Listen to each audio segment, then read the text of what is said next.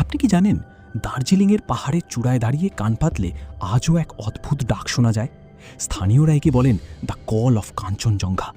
হিমালয়ের এই তৃতীয় সর্বোচ্চ শৃঙ্গ শুধু সৌন্দর্য নয়, আড়ালে লুকিয়ে রেখেছে শত বছরের কিছু অমীমাংসিত রহস্য। বহু পর্বতারোহী দাবি করেছেন নির্জন পাহাড়ে কেউ যেন তাদের নাম ধরে ফিস ফিস করে ডাকে।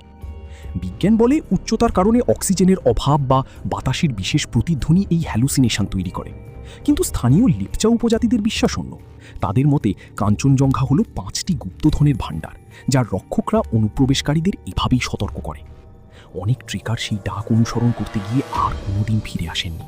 এটা কি শুধুই প্রকৃতির খেলা, নাকি অতিপ্রাকৃত কোনো শক্তি? আপনি কি সাহস করবেন মাঝরাতে সেই ডাক শুনতে? পাহাড়ের এই রহস্য কি আপনি কখনো অনুভব করেছেন? কমেন্টে জানান। আর এমন সব রোমাঞ্চকর ইতিহাসের রহস্য জানতে সময়রেখা দ্য টাইমলাইনকে এখনই সাবস্ক্রাইব করুন।